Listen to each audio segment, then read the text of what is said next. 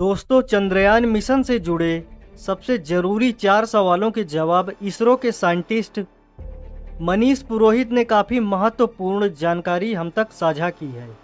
जिसमें पहले नंबर पर हम समझते हैं इस चंद्रयान मिशन से भारत को क्या हासिल होने वाला है। इसके अलावा दूसरा सबसे इम्पोर्टेंट सवाल ये है कि आखिर चंद्रमा के साउथ पोल पर ही चंद्रयान 3 के मिशन को क्यों भेजा गया है। और तीसरे सबसे महत्वपूर्ण सवाल पर बात करें तो चंद्रयान 3 के लैंडर में 5 की जगह 4 इंजन ही क्यों लगाए गए हैं। अब अगर चौथे सवाल की ओर ध्यान दे तो चंद्रयान 3 मिशन चांद में लैंड करने के बाद ये मिशन 14 दिन का ही क्यों है।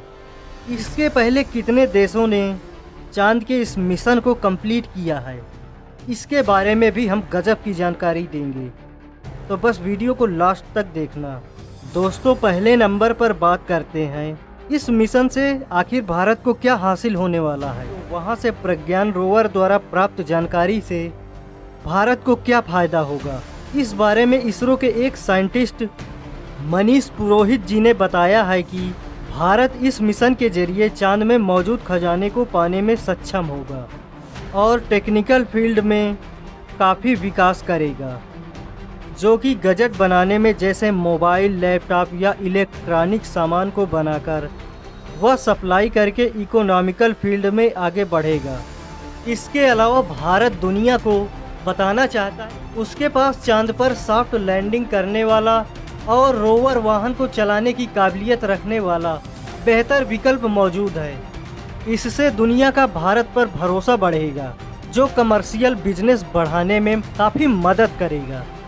इसके अलावा भारत ने ही अपने heavy lift launch vehicle LVM-3 व M4 से चंद्रयान को लॉन्च किया था। व्हीकल की औकात भारत पहले से ही पूरी दुनिया को दिखा चुका है। दोस्तों, अभी बीते कुछ ही दिनों पहले अमेजन के फाउंडर जेफ बेजोस की कंपनी ब्लू ओरिजिन ने इसरो के LVM-3 रॉकेट के इस्तेमाल में अपना इंटरेस्ट दिखाया था। जेफ बेजोस ने कमर्शियल और टूरिज्म ब्लू ओरिजिन LVM-3 का इस्तेमाल करने के लिए खुद ही कहा है, जो कि स्पेशल क्रू मेंबर के साथ लो अर्थ ऑर्बिट से स्पेस स्टेशन तक ले जाएगा। दोस्तों, अब अगर बात करें दूसरे सवाल को एक्सप्लेन करने के बारे में, तो चंद्रयान 3 को साउथ पोल पर इसलिए भेजा गया है क्योंकि इस मिशन के लिए चंद्रमा के पोलर रीजन दूसरे रीजन से काफ़ी अलग हैं। यहाँ कई ऐसे हिस्से हैं जहाँ सूरज की रोशनी आज तक कभी पहुँची ही नहीं है। इसके साथ साथ यहाँ तापमान लगभग -200 डिग्री सेल्सियस के नीचे तक चला जाता है। ऐसे में काफ़ी डाउट होने के कारण वैज्ञानिकों का अनुमान भी यही है और संभावना भी यही जताई जा रही है कि यहाँ हो सकता है बर्फ़ के फॉर्म में अभी भी पानी मौजूद हो सकता है, क्योंकि भारत के 2008 के चंद्रयान 1 मिशन से चंद्रमा की सतह पर पानी की मौजूदगी के संकेत मिले थे। वैसे तो चंद्रयान 3 मिशन की लैंडिंग साइट चंद्रयान 2 जैसे ही है, लेकिन चंद्रमा के दक्षिणी ध्रुव के पास केवल 70 डिग्री अक्षांश पर। लेकिन इस बार एरिया बढ़ाया गया है। चंद्रयान 2 में landing site 500 metre into 500 metre थी, परंतु इस बार चंद्रयान 3 में landing site 4 kilometre into 2.5 kilometre है। इससे पहले चंद्रमा पर उतरने वाले सभी स्पेस क्राफ्ट भूमध्य रेखीय क्षेत्र में या फिर चंद्र भूमध्य रेखा के उत्तर या दक्षिण में कुछ डिग्री के अक्षांश पर उतरे हैं, लेकिन दक्षिणी ध्रुव पर मून मिशन कंप्लीट करने का किसी भी देश ने रिस्क नहीं लिया है, क्योंकि मिशन कितना भी छोटा हो उस मिशन में पैसे काफ़ी ज़्यादा ही लग जाते हैं।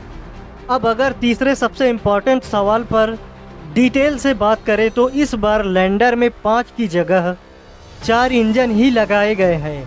इसकी वजह यह है कि इस बार लैंडर में चारों कोनों पर लगे 4 इंजन यानी थ्रस्टर है, लेकिन इस बार बीचों बीच लगा 5वां इंजन हटा दिया गया है, क्योंकि फाइनल लैंडिंग के समय 2 इंजन की ही मदद से उसे लैंड कराया जाएगा, ताकि बचे दोनों इंजन आपातकालीन स्थिति में वर्क कर सकें। चंद्रयान 2 मिशन में आखिरी समय में 5वें इंजन को जोड़ा गया था, लेकिन इस बार 5वें इंजन को इसलिए हटाया गया है ताकि ज़्यादा फ्यूल चंद्रयान 3 में ले जाया जा सके। अब अगर बात करें चंद्रयान 3 से जुड़ी सबसे महत्वपूर्ण जानकारी की, तो वह है चंद्रयान 3 का सॉफ्ट लैंडिंग के बाद 14 दिन का मिशन ही क्यों रखा गया है। इस बारे में एक साइंटिस्ट मनीष पुरोहित ने बताया कि चंद्रमा पर 14 दिन तक रात और 14 दिन तक उजाला रहता है। जब यहाँ रात होती है तो तापमान -100 डिग्री सेल्सियस से भी कम हो जाता है, जबकि चंद्रयान के लैंडर और रोवर अपने सोलर पैनल से ही पावर को जनरेट करेंगे, इसलिए वह 14 दिन तो पावर जनरेट कर लेंगे, लेकिन रात होने पर पावर जनरेशन प्रक्रिया रुक जाती है।